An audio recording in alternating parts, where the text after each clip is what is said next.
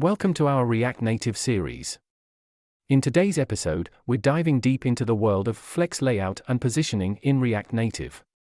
Unlock the secrets of responsive design and master the art of arranging elements for stunning app interfaces. So, let's get started. Alright, so now we're going to learn how to lay out the items. I guess that's one of the most important things you want to learn when you're building the native apps for mobile devices. So for example, let's imagine that this text we have, this could be anything, and instead of text it could be anything. So let's see how we can put this on the top left right here, and then the bottom left, and similarly let's try to put it on the right top, center, and the right bottom. So that way you get a fair bit of understanding of how the Flexbox works. All right, because as you can imagine, when you're working with the mobile application, you have a very small screen and you want to fit so many things, and you want to learn how to lay out. Sometimes you need to position something here, something maybe center right here, sometimes just right here, right? So you want to learn how to do all that, and using Flexbox you can easily achieve those things, and that's the most important thing you need to know when it comes to layout and positioning. All right, so let's play around. It's pretty straightforward. So first let's try this text. At the moment you can see it is horizontally and vertically centered.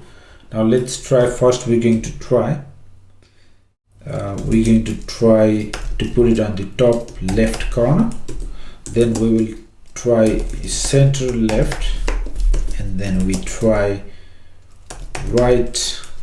bottom left, and then again we're going to try to do the same thing on the top right, center right, and bottom right. Okay, so we'll try all these positioning. Let's see how we can do that. Okay, so for when you have a look at here, it is the container class name we have applied here to this view. You can see styles as container, and that class, the CSS is right here. So it is flex using Flexbox, so Flex1, and then the background you can always change that, and align item center, justify content center, and that keeps it in the right in the center of the screen. Now if you remove that, it goes to its default position, which is at the very beginning on the left, top left. All right, so that is the default behavior. That's what you get. So that's top left.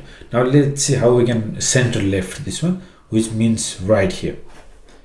So previously it's here horizontally and vertically also center, but we don't want to horizontally center. We just want it to start right from here. So if you want that, all you have to do is remove the align item center, and then that's how you get it right here in the center, justify content center. Okay, so that's how you can center the content on the left side by default. And then let's try the bottom left as well. Let's see how we can put this text right here. So for that, what you can do is the justify content flex end. You can apply that class name, and you can see it is sitting on right here on the bottom left. Okay, so we covered these ones. Now let's see how we can put it on the top right, top center, right center, and the bottom right bottom. Okay, that's a bit confusing names. Okay, so top right. So if you want it to be on the top right, we can justify content, we can comment that out, and align items. We can do flex end, and you can see here the item has been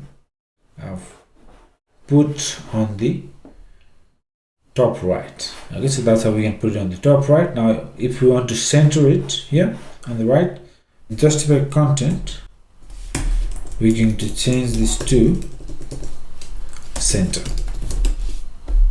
Okay, so that will put this element on the right center.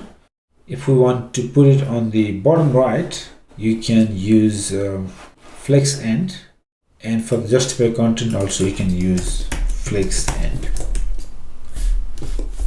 Alright, so you can see a flexbox, it is extremely powerful, but if you're new to it, it can get a bit confusing. So this is how I learned. The first thing I learned is how do you position on the top, right and left, center, right and left, and bottom, right and left. So once you understand that, you can over time you'll pretty comfortable working with this one. So you can repeat this lesson one more time and maybe even take a note of how to do these things.